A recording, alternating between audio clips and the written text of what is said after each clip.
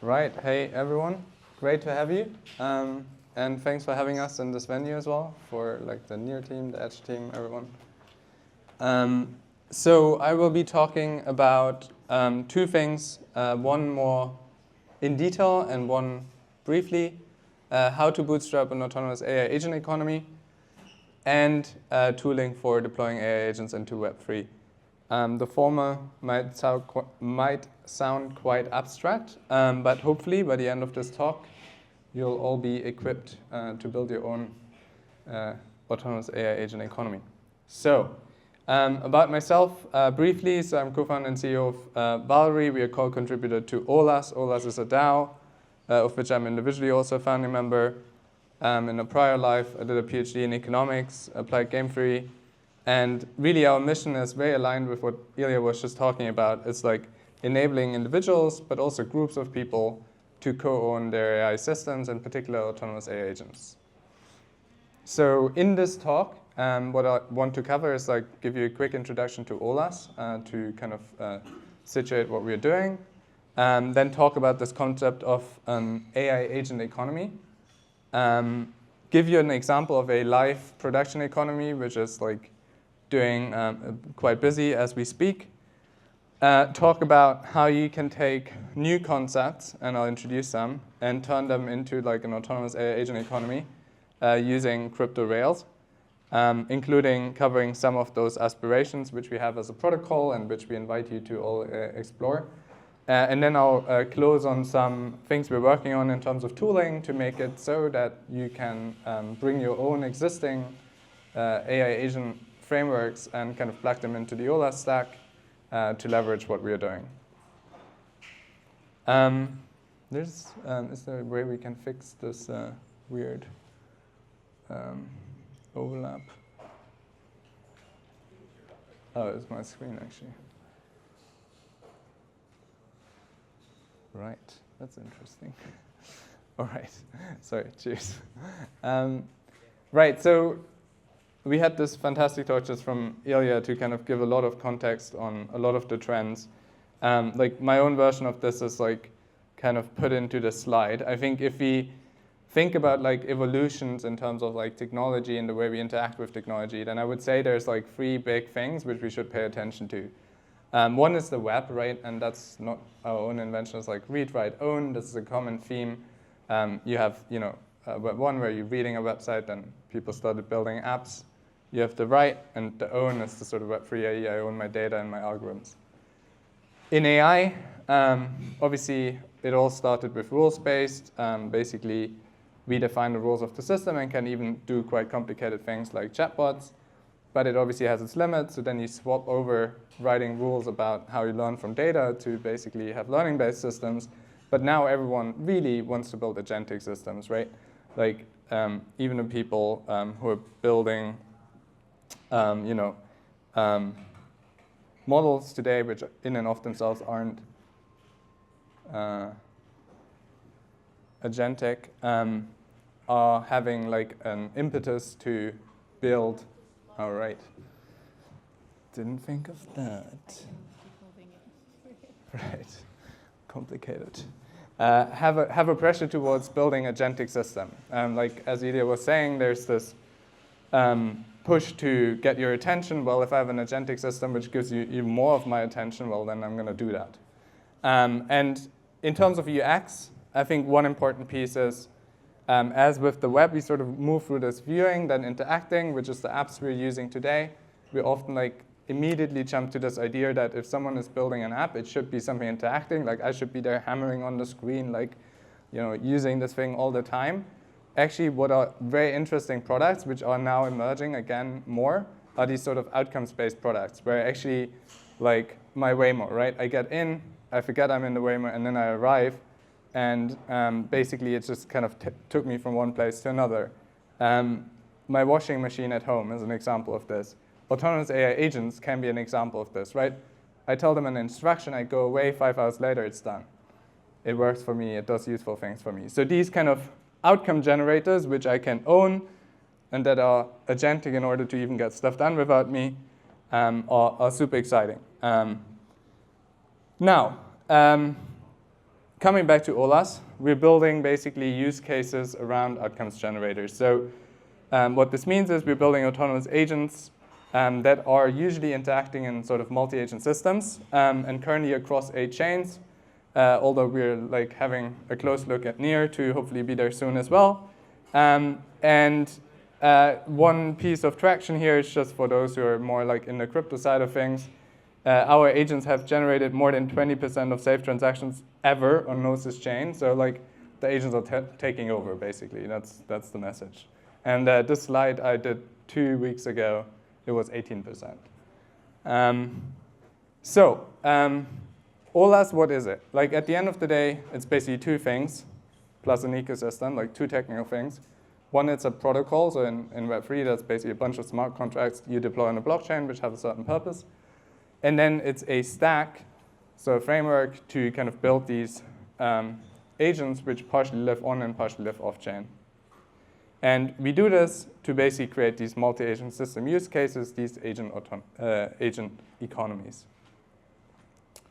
Now, one technical feature of our stack, which differentiates it a bit from other agent frameworks, is that you can actually build an agent once, so code it, and then deploy it in different configurations. So you can either deploy it on your local device with like an on-chain representation, or in your cloud instance with an on-chain representation on a chain of your choice, or you can run it as an off-chain distributed system, which means basically the agent is made up of a bunch of nodes, and only if those come to agreement will they take action on-chain.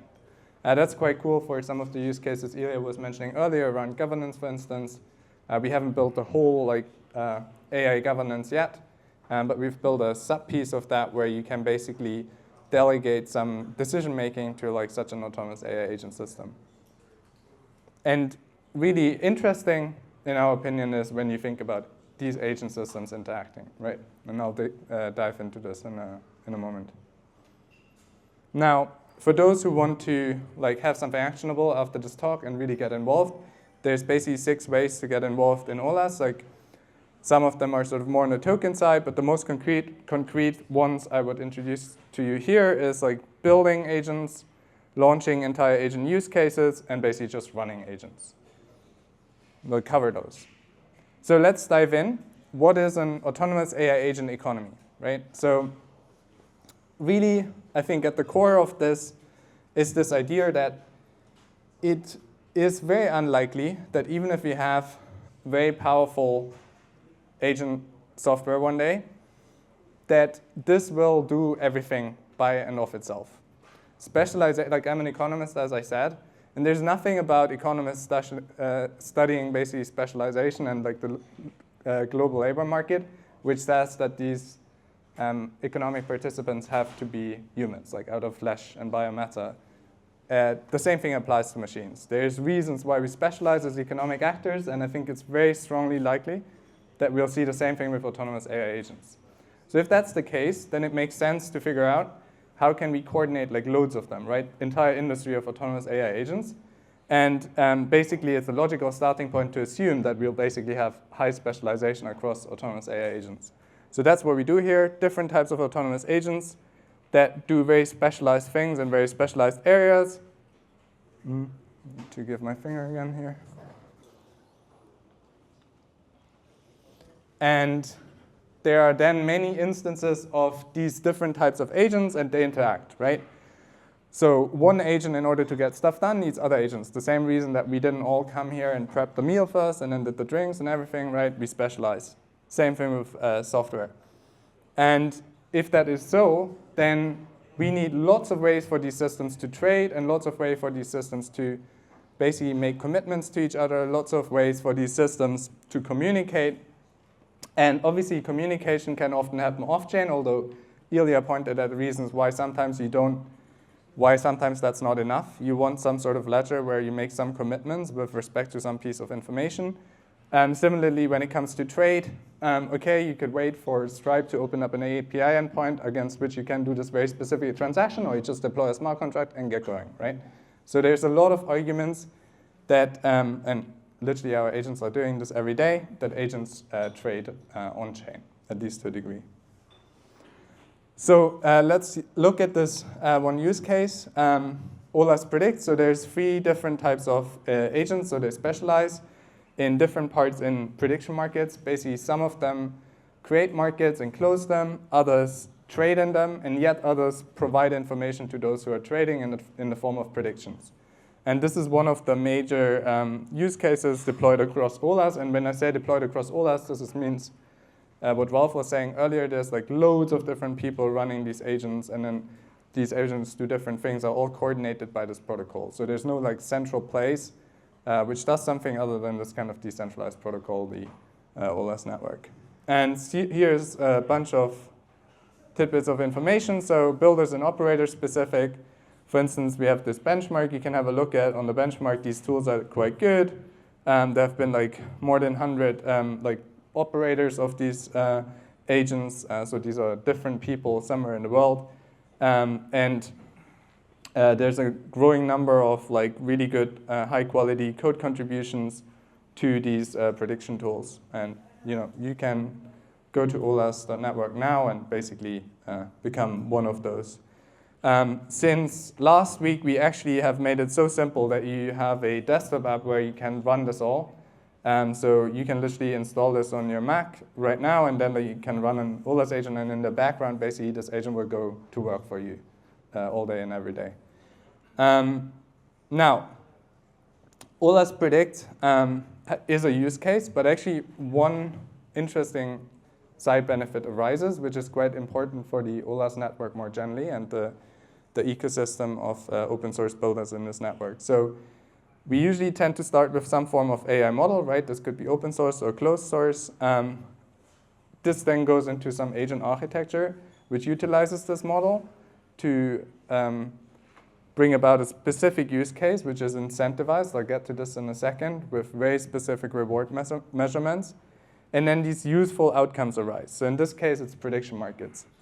And now what we're trying to do is that we say, OK, well, a lot of data is being generated in these use cases. Can we feed this back into the training process of those models to slowly, over time, basically create a flywheel, as Ilya was saying, to wheel ourselves off this dependence of more centralized providers? So anyone who's interested and has expertise in this kind of domain of closing the loop here, come talk to us.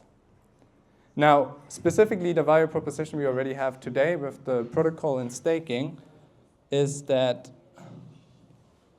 you can basically take all the protocol stuff we've built, the Allas stack we've built, and you can apply it to your own idea of an agent economy. So if you have a use case, if you're a protocol team or just a team that has a use case which consists of multiple agents interacting to generate some end-user benefit, then you can embed basically the KPIs the agents have to hit into like a smart contract, which can even be a hybrid of on-chain and off-chain. Come talk to us if that sounds a bit wonky. But basically, you can define KPIs the same way you would define KPIs for your team and your business. And then you can say, OK, well, I've built my agents. There's an incentivization for these operators to hit these specific KPIs, and they get paid in the Allas token when and only if the KPIs have been met. And so you as a protocol team can almost like create a mechanism, and this is like sort of mechanism design for those who know, basically the opposite of game theory. You can create a game where all these agents play the game to basically get you the equilibrium you want. So this is what we like productized, but we haven't yet figured out how to use our own computer. Yeah, come talk to us. I mean, it's basically a way to bootstrap an autonomous AI agent economy where you have these emergent outcomes, prediction markets. The emergent outcome are the prediction markets themselves, right? And you have all these software agents interacting to bring them about. Now, what are some examples of where this could be going, right? Which are really like important to everyone. I think there's basically 3 broad areas ultimately we all care about. It's health, wealth, and well-being. And so we ought to ask the question, like, how can we create basically these kind of autonomous AI agent economies which have this decentralized nature where the users own the models, where the users own parts of the economy, where we can all have a share of it rather than it just being owned by one centralized conglomerate. And interestingly, there's emerging like simulation, simulacra, other kind of use cases around like generating basically video content, generating research content, generating, literally someone has written a paper, you even might know them, some of you in the room, around agents in a hospital setting. You could deploy this on Allas staking, and you could scale it way more than what you ever get in research credit at your university. So this is, again, like a research benefit. Like if you're working at the cutting edge of research, come talk to us, come talk to Ralph. We'll help you realize that. So that was it on autonomous AI agent economies. We're here. Come talk to us. It's a bit of an abstract topic, but simply put, the way you would build a business with humans, we just basically productize that for autonomous AI agents, right? Create some KPIs, get your agents work into them. So the big other focus we have at Valory, other than maintaining the protocol and kind of educating people around the protocol, is basically accelerate everyone in the ecosystem to get stuff done. And the most important like bottleneck, as Ilya was also pointing out, is basically still humans, right? Humans to build things. And so we're very focused on making it easier for people to work with our technologies. There's 3 things, some of them partially ready and some of them fully ready. The first thing is around accelerating developers on the existing stack. So we have almost launched a Copilot. It will be launched at ETH CC in Brussels in 3 or 4 weeks, which basically allows you to prompt yourself towards an Allas agent, like Devin style. The second thing is we already have live a full commitment training program for developers. So if you're considering like a career move or you're just curious, you've got a month of time, like this is like highly professional program run by our DevRel team to basically accelerate you from like either a pure crypto background or a pure AI background or anything in between towards the cutting edge of building Allas agents. And now you see exciting background again. And the third thing is, I think, what might speak to most of you here in the audience, or at least I'm assuming, which is we want to really enable someone who already has built an agent, be it on LangChain, be it on PyAutoGen, be it on the framework of your choice, to say, oh, is there like maybe a way I could turn this into one of those autonomous AI agent economies, or could I basically make my agent like a customer or supplier of one of those economies? The answer generally, hopefully, is yes. And you can obviously figure this out in talking with us. But on the technical level, what we're working very hard on is basically a new kind of plugin system, which will allow you, again, launched by ETHCC in 3 or 4 weeks, to basically just install a library and get access to all the power of like the Allas ecosystem and these agent communication frameworks and all the stuff we've built to kind of bring whatever your agent have and deploy it into this ecosystem utilizing the underlying Web3 infrastructure.